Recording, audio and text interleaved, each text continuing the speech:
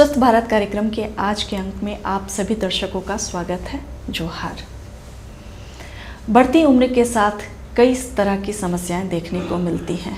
हमारी हड्डियां कमज़ोर होने लगते हैं, हमारी आंखों की दृष्टि कमज़ोर होने लगती है, हमारे दांत कमज़ोर होने लगते हैं, हमारे बाल झड़ने लगते हैं, हमारी त्वचा में झुर्रियाँ आने लगती हैं। यानी हम एक शब्द में कह सकते हैं कि बढ़ती उम्र अपने आप में ही समस्या है और ये कई तरह की समस्याओं को लेकर आती है। हमारा प्रयास होता है कि हम अपने आप को स्वस्थ रखें, इसके लिए हम बहुत प्रयास करते हैं।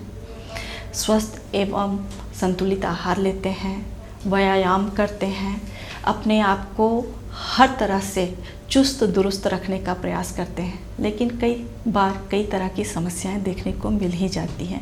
उन्हीं में से एक है हड्डियों से जुड़ी हुई समस्याएं। तो चलिए आज के कार्यक्रम में हम हड्डी से जुड़ी कुछ और समस्याओं के बारे में बात करते हैं, जिनमें सबसे प्रमुख जो देखने को मिलती है वो है कूल्हे और घुटनों की समस्या। तो आज के कार्यक्रम में हमने अपने स्टूडियो में आमंत्रित किया है हड्डी रोग विशेषज्ञ डॉक्टर निर्मल कुमार को और हम इनसे बात करते हैं कूल्हा एवं घुटनों के बारे में। डॉक्टर निर्मल, आपका हमारे कार्यक्रम में स्वागत है। जी धन्यवाद। सबसे पहले तो हम आपसे जानना चाहेंगे कि जैसे जैसे उम्र बढ़ती जाती है कौन कौन सी समस्याएं ज़्यादा देखने को मिलती हैं हड्डियों से जुड़ी हुई? जैसा आपने कहा कि कूल्हा और अगर घुटने की बात करें जी, तो जैसे हमारे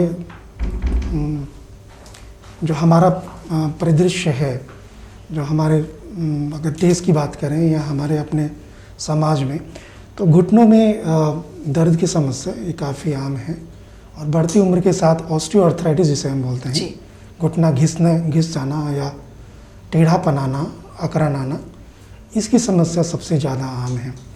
उसके अलावा जो दूसरी समस्या कूल्हे में देखी जाती है वहाँ भी ऑस्टियोआर्थराइटिस ही है और कई बार तो ये कोई निश्चित कारण से हो ऐसा ज़रूरी नहीं है, बट ऐसा भी होता है कि पहले से कई बीमारियां होती हैं जिसकी वजह से ये समस्याएं आ सकती हैं जो आर्थराइटिस के तौर पे बढ़ते हुए प्रस्तुत करती हैं, जिनमें रिमोटॉइड आर्थराइटिस है जी, या किन्हीं को किन्हीं कारण से काफ़ी समय से स्टेरॉयड का सेवन करना पड़ा है, जैसे उनको कोई स्किन संबंधित, त्वचा संबंधित कोई बीमारी रही हो या और किसी तरह की इम्यूनिटी से संबंधित बीमारियां जिसमें उनको लंबे समय से स्टेरॉयड लेनी हो, तो उससे भी एवास्कुलर नेक्रोसिस यानी जिसमें जो हमारा कूल्हे का गोला है वो सूख जाता है और अंततः वो हमारे कूल्हे के जोड़ को ख़राब कर देता है और वो आर्थराइटिस के तौर पे प्रस्तुत कर सकता है।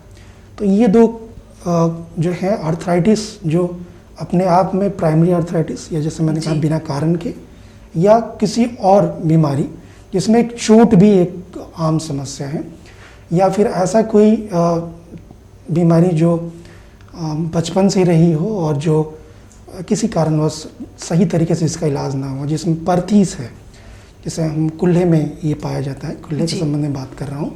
तो परतीस में जैसे एक खास उम्र है एडोलेसेंट एज ग्रुप या जो किशोरावस्था है, उसमें कूल्हे की हड्डी का जो गोला है उसका खून का सप्लाई कुछ दिनों के लिए बाधित हो जाता है और उससे जो आकार है गोला का वो बदल सकता है और ऐसी स्थिति में कई बार गोला कटोरी से बाहर भी आ जाता है, यानी जॉइंट डिस्प्लेस हो जाता है और वैसी स्थिति में वो जोड़ जल्दी ख़राब हो जाते हैं।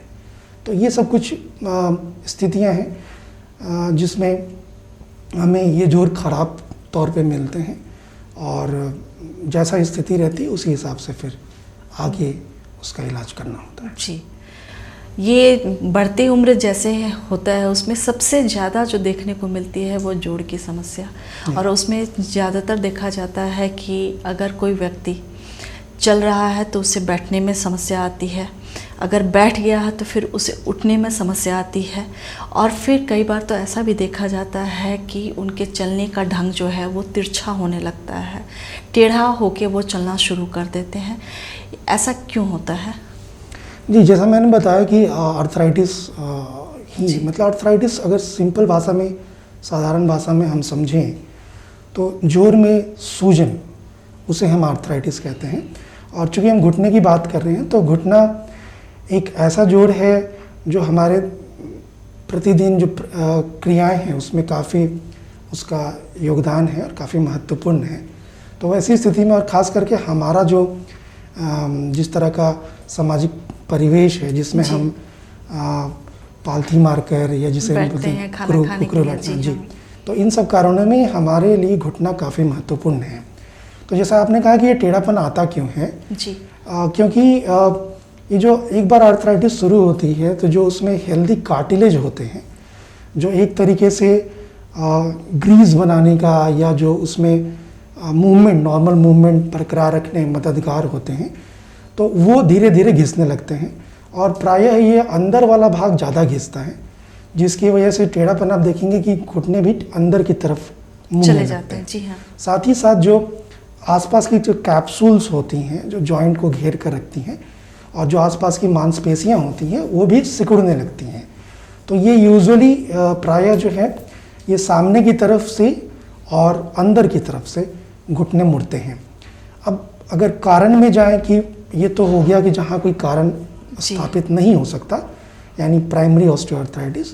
जो दूसरे कारण जिसमें ये ऐसी चीज़ें ऐसी तरह की बदलाव आ सकते हैं वो है जैसे रूमेटॉइड आर्थराइटिस यानी गठियावाद, जिसमें घुटना सबसे पहले या सबसे ज़्यादा प्रभावित होता है।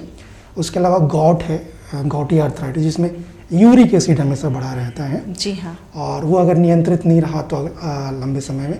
इसके अलावा जो कारण हो सकते हैं वो है जिसको हमें बोलते हैं स्पॉन्टेनियस ऑस्टियोनेक्रोसिस ऑफ नी, यानी वहाँ भी घुटना जैसे मैंने बताया था कुल्ला, तो कुल्ले की तरह यहाँ भी जो जोड़ की हड्डी है वो सूखने लगती है और उसकी वजह से ये कार्टिलेज प्रभावित होता है और अल्टीमेटली ये आपका घुटना खराब हो सकता है।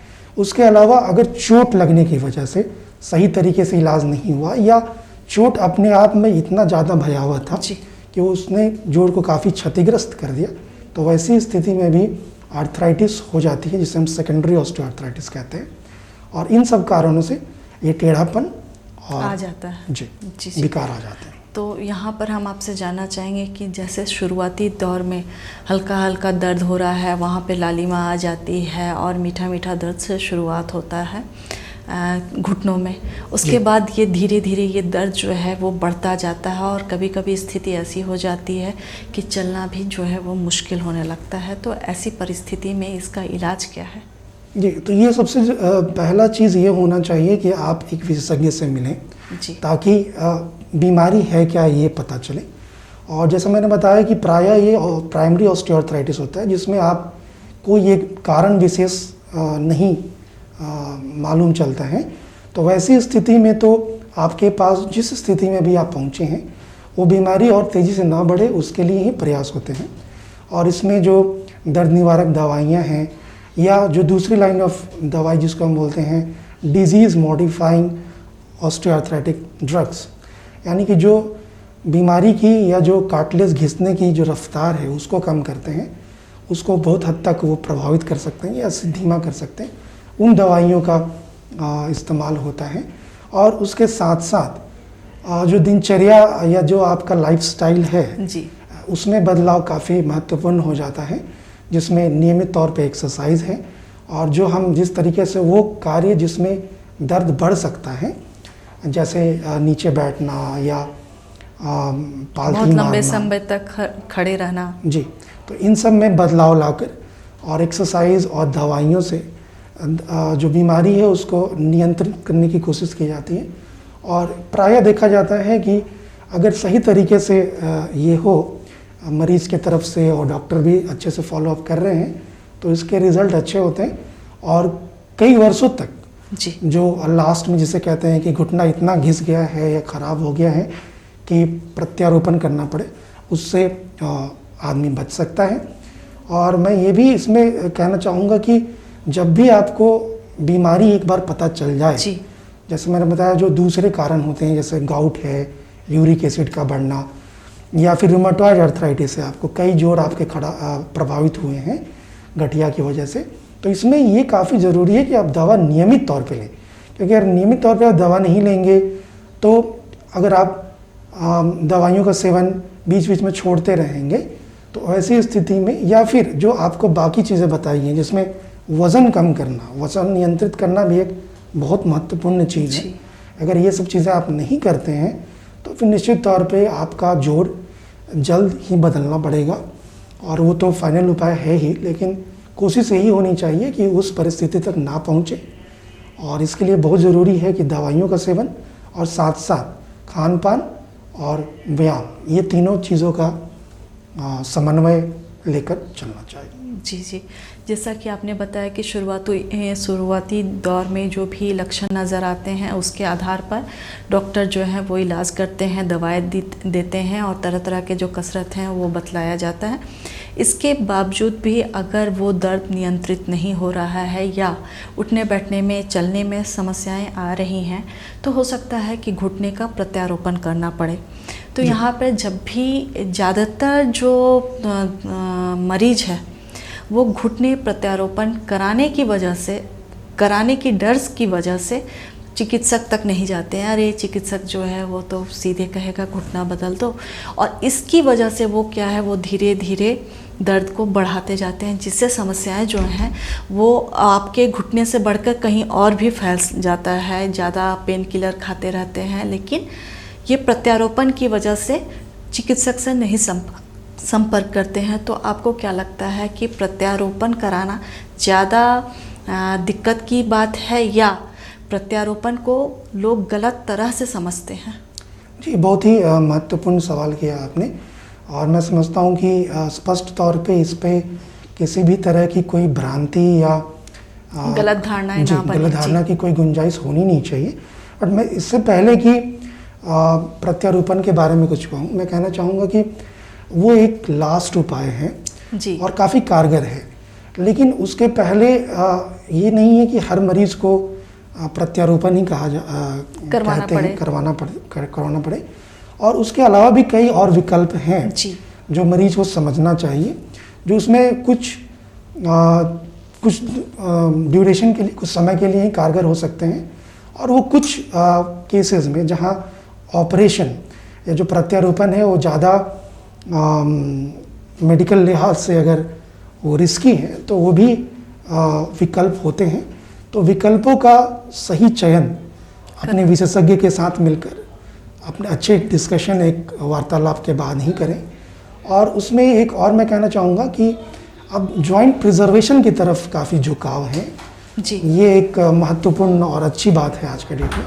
तो उस जो जोड़ का प्रिजर्वेशन की बात हम करते हैं जी, तो उसमें हाई टिबियल ऑस्टियोटमी एक अच्छा विकल्प, ये कोई नई चीज़ नहीं है, बट किन्हीं कारणों से बीच में ये उतना ज़्यादा पॉपुलर नहीं था, पर ये विकल्प फिर से आ रहा है, जिसमें हड्डी को एक तरीके से काटकर और सीधा कर दिया जाता है। तो जो झुकाव और अलाइनमेंट जो मुख्य कारण होते हैं दर्द के, वो काफ़ी हद तक कम हो जाते हैं, और जो आपका नेचुरल नी है या जो घुटना है वो आप बचा सकते हैं।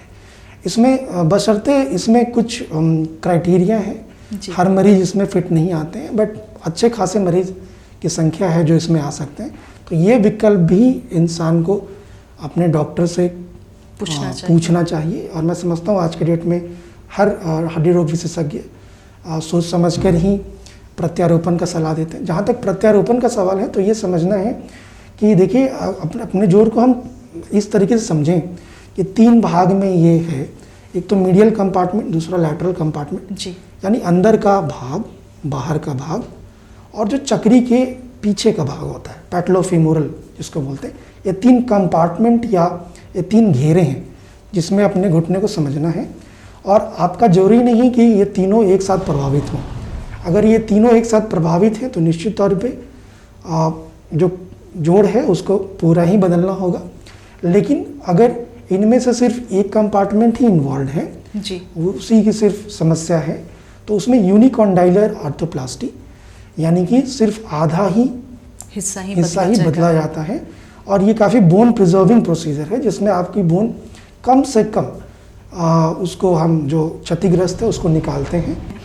कि किसी भी बीमारी के बारे में अगर ज़रा भी आपको अंदेशा हो तो आप तुरंत चिकित्सक से संपर्क करें। हो सकता है कि शुरुआती लक्षणों पर अगर आपका ध्यान जाए और आप चिकित्सक से संपर्क करें तो किसी भी खतरनाक बीमारी से अपने आप को बचा सकते हैं। और अगर घुटनों और कूल्हे की बात करें तो अगर इनमें भी शुरुआती दौर में ही हम इसकी पहचान कर लें तो हम बड़े ऑपरेशन से बच सकते हैं, अपने आप को तुरंत ही सुरक्षित रख सकते हैं। और ऐसा भी हो सकता है कि अगर हम शुरुआती दौर में अपने घुटने में और कूल्हे में हो रहे दर्द या परेशानी को पहचान लें तो हो सकता है कि आपको बड़ी सर्जरी की ज़रूरत ना पड़े, आप दवा से ही ठीक हो जाए। तो इसके लिए ज़रूरी है कि आप अपने स्वास्थ्य के प्रति जागरूक बने, और जागरूकता ही जो है वो स्वास्थ्य की सबसे बड़ी पहली शर्त है जी। इसके बाद हम कूल्हे के बारे में बात करना चाहेंगे कि कूल्हे के बारे में भी कहा जाता है कि कूल्हा जो है वो ठीक से काम नहीं कर रहा है, कूल्हे में हमेशा दर्द रहता है। उसके बाद कई बार सुनने में आता है कि हाँ उनका कूल्हा प्रत्यारोपण करवाया गया। तो इसके बारे में हमारे दर्शकों को बताइए। जी, अगर हम देखें कि कूल्हे के दर्द के कारण क्या हैं जी, तो जो अभी वृद्ध नहीं हैं, यानी जो अभी मिडिल एज्ड हैं, मध्य आयु के जो लोग हैं, उनमें एक कंडीशन जिसे हम लोग बोलते हैं फेमोरोएस्टेबुलर इम्पिंजमेंट। जी, ये एक कुछ पिछले एक दशक से काफ़ी इसके बारे में चर्चा होती रही है। तो जैसे आप कुछ खास कार्य करते हैं, पालथी मारते हैं या कोई और जिस तरह के नित्य क्रिया जिसमें आपका कूल्हा आपको दर्द देता है, तो ऐसी स्थिति में ये देखा गया है कि कटोरी यानी जो एस्टेबुलम जिसे हम बोलते हैं, या जो कूल्हे का जो गोला है यानी फीमर का हेड, इसमें से कोई एक विकार जो कहीं ना कहीं जाकर आपस में टकराते हैं और उस टकराव की वजह से धीरे धीरे बाकी बदलाव आते हैं। तो ये दोनों तरफ हो सकता है, कटोरी की तरफ भी और ये गोला की तरफ भी। जी। तो ये फेमोरोएस्टेबुलर इम्पिंजमेंट, इसकी सही पहचान होनी ज़रूरी है, क्योंकि ये शुरुआती एक कारण भी बन सकता है आपके जोड़, कूल्हे का जोड़ खराब होने का। तो अगर सही समय पर इसे एड्रेस किया जाए, अगर इसे सही तरीके से जांच की जाए और इसको पकड़ में आ जाए, तो कई बार ये आर्थ्रोस्कोपिक माध्यम से यानी दूरबीन से या फिर ये खुले माध्यम ओपन सर्जरी के माध्यम से भी ये ठीक किया जा सकता है। कई बार तो ये काफ़ी शुरुआती होता है, तो सिर्फ थोड़े से बदलाव और एक्सरसाइजेस में भी ये काफ़ी आपको इसका जो प्रोग्रेशन है जी राहत दे सकता है और ये आगे की तरफ नहीं बढ़ सकता। जहाँ तक और दूसरे कारण जाएँ, तो जैसा मैंने बताया कि अगर किसी कारण से चोट लगी हो या फिर हड्डी टूट गया और वो जुड़ नहीं पाया जी, या फिर बचपन में जैसे परथीस है या कुछ और पहले चले जाएं, तो कुछ बच्चे पैदाइशी जिनका जोड़ उतरा हुआ रहता है, जिसे हम कंजेनिटल डिसलोकेशन ऑफ हिप बोलते हैं, या डिस्प्लास्टिक हिप है, यानी इसमें कुछ विकार के साथ ही किन्हीं का पैदा हुए हैं, तो बाद में चल के वो जोड़ जल्दी खराब होते हैं। इन सब परिस्थितियों में कूल्हा प्रत्यारोपण करना पड़ सकता है। जी। और अगर और भी कई बीमारियाँ जिसमें रिमोटॉइड है या एंकालोजिंग स्पॉन्डाइलोसिस है, जिसमें प्रायः रीढ़ की हड्डी अकड़ जाती है, लेकिन वो बाकी जॉइंट्स को भी इन्वॉल्व कर सकता है, जोड़ों को, तो उसमें कूल्हा भी एक महत्वपूर्ण जोड़ है जो इन्वॉल्व हो सकता है। वैसी परिस्थिति में भी, या कभी कभी ये जोड़ फ्यूज़ हो जाते हैं, आपस में जुड़ जाते हैं बिल्कुल से, वो चोट की वजह से भी हो सकता है, या इन्फेक्शन जो ठीक तो हो गया जिसमें मवाद बना, या टीबी ट्यूबरकुलोसिस अपने देश में काफ़ी कॉमन है इस क्षेत्र में, तो ट्यूबरकुलोसिस ठीक होने के बाद वो जोड़ खराब हो गया। तो इन सब कारणों से अगर जोड़ खराब हो जाता है और ऐसी परिस्थितियां बनती हैं जहां वो मरीज़ को काफ़ी परेशानी कर रही हैं, तो ये जोड़ बदलने का ऑपरेशन ज़रूरी हो जाता है। जी, इसमें किन किन बातों का ध्यान रखना ज़रूरी होता है? प्रत्यारोपण के वक्त किन किन बातों का ध्यान रखना आवश्यक हो जाता है? जी, एक तो ये काफ़ी ज़रूरी है कि जिनको भी लंबे समय से समस्या है और वो आगे चलकर जैसे उनको अंदेशा या जैसे डॉक्टर्स बताते हैं कि आपको भविष्य में प्रत्यारोपण करना पड़ सकता है जी, तो ऐसी परिस्थिति में ये काफ़ी ज़रूरी है कि मरीज़ शुरू से ही व्यायाम करें, क्योंकि जो मांसपेशी कमज़ोर हो जाते हैं उसका कोई सब्स्टिट्यूट नहीं है।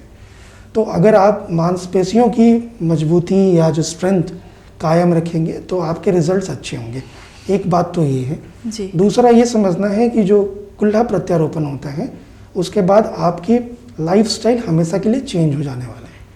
यानी कि आपको ऑपरेशन के बाद नीचे बैठना, कुकड़ू या पालथी मार के बैठना, चौकड़ी लगा के बैठना, ये सब फिर आपको अलाउड नहीं होता है। इसलिए ये सब चीज़ें आपको पहले से पता होनी चाहिए ताकि वो जो प्रत्यारोपित है वो सुरक्षित भी रहे और वो आपको किसी तरह की अन्य परेशानी बाद में ना दे, जिसमें सबसे ज़रूरी है कि जो उतरने का अंदेशा बहुत रहता है। इसलिए ये सब चीज़ें पहले से पता होनी चाहिए, अच्छे से समझकर, और जो भी यथासंभव जितना भी एक्सरसाइज संभव है जी वो करना चाहिए। और ऑपरेशन के बाद भी फिजियोथेरेपी का काफ़ी रोल है। अच्छे समय तक ऑपरेशन के बाद भी अगर आप मांसपेशियों की ताकत के एक्सरसाइज व्यायाम करते हैं तो आपको ये एक कुल्ला प्रत्यारोपण ही एक ऐसा प्रत्यारोपण है, मैं समझता हूँ, जिसमें जिसे हम लोग बोलते हैं फॉरगेटन जॉइंट, यानी जिसकी ऑपरेशन होती है उनको कुछ महीनों या साल बाद याद भी नहीं रहता कि मेरा जोड़ बदला गया था। अच्छा, तो ये इतना सफल ऑपरेशन है, बट किन्हीं कारणों से लोगों में कुछ भ्रांतियां हैं, मैं समझता हूँ, जो निश्चित तौर भ्रांतियों पे को दूर करना आवश्यक है। जी। डॉक्टर निर्मल, यहाँ पर हम आपसे जानना चाहेंगे कि आधुनिकता में बहुत सारी जो अच्छी बातें हैं हमें मिली हैं, जैसे कि आपने बहुत सारे प्रत्यारोपण की बातें की और बतलाया कि इस तरह का इलाज जो है अभी प्रचलित है, जिसमें जो मरीज है उसको ज़्यादा कष्ट नहीं होता, लेकिन वो आराम से अपनी जीवन शैली को सुचारू रूप से चला सकता है। लेकिन आपको ये नहीं लगता है कि पहले जो बीमारियां 50-60 साल के बाद शुरू होती थीं, अब वो बीमारियां 30-40 साल में ही शुरू हो जा रही हैं, यानी जो बीमारी होने की आयु है वो कम होने लगी है, बीमार की नहीं, बीमारी होने की आयु जो है वो कम होने लगी है। यानी जो 30-35 साल से ही हड्डियों की समस्या शुरू हो जाती है, लोगों के जो कंधों में दर्द शुरू हो जाता है, कुल्लों में दर्द शुरू हो जाता है, चलने में असुविधा होती है। इसका क्या कारण है? जी, जैसा आपने कहा कि ये समस्या अब ज़्यादा पहले होने लग गई है, जी देखने को मिल कम रही है। उम्र में ही शुरू हो जा रही है। तो ये निश्चित तौर पे कहीं ना कहीं हमारे लाइफस्टाइल से जुड़ा हुआ है। तो ये ज़रूरी है समझना कि हमारा जो लाइफस्टाइल है अब वो ज़्यादा सेडेंट्री हो गया। हम ज़्यादा चीज़ें बैठ कर ही करते हैं और कहीं ना कहीं हम अपने शरीर के लिए उतना वक्त नहीं देते। साथ ही जो खान पान है वो भी एक मुख्य कारण है, क्योंकि उसमें फास्ट फूड और जो कोल्ड ड्रिंक और जो अलग गलत तरह के जो सेवन है, धूम्रपान या शराब का सेवन, ये सब अत्यधिक मात्रा में होने की वजह से ये सब कारण जो मैं समझता हूँ जिसे हम परिवर्तित कर सकते हैं, जिसमें बदलाव ला सकते हैं, ये हमारे हाथ में है। तो अगर संतुलित आहार हो, एक्सरसाइज नियमित हो, गलत पोस्चर ना हो, ये भी एक ज़रूरी चीज़ मैं समझता हूँ, खास करके रीढ़ गर्दन की समस्या के लिए, या कई हद तक घुटने और कुल्ले में भी ये बात कारगर है। तो इन सब कारणों से ज़्यादा हो रहा है, और अगर इन सब चीज़ों पर ध्यान दिया जाए तो मैं समझता हूँ कि ये समस्या फिर से हम उसको कंट्रोल में ला सकते हैं। जी। अब चलते चलते हम आपसे जानना चाहेंगे, चूँकि अभी का समय जो है कोरोना काल चल रहा है, और ऐसे में बाहर टहलना और जो शारीरिक गतिविधियां हैं वो बिल्कुल बंद हैं, तो ऐसे में हम अपने आप को कैसे स्वस्थ रखें? जी, बिल्कुल ये सही समय है कि हम अपने आप को शारीरिक और मानसिक दोनों तौर पे स्वस्थ रखने की पूरी कोशिश करें। और उसमें शारीरिक तौर पे मैं कहूँगा स्ट्रेचिंग, जो हल्का खिंचाव है, जो हर जोड़ के लिए आप कर सकते हैं, बैठे बैठे भी और टीवी देखते या अन्य ये में। और कम से कम आप 20 मिनट का समय आप डेली नियमित तौर पे अपने निकालें, जो छत में या आसपास घर के अंदर ही टहलने का भी हो सकता है, और कुछ वज़न उठाने का भी ये करना चाहिए। तो स्ट्रेचिंग और स्ट्रेंथनिंग, ये 2 तरह की एक्सरसाइजेज आप ज़रूर करें, यथासंभव घर में जो कर सकते हैं। जी, डॉक्टर निर्मल, आप हमारे बीच में आए और इतनी महत्वपूर्ण जानकारी दी, इसके लिए आपका धन्यवाद। और हम अपने दर्शकों से लेते हैं विदा। जोहार। जोहार।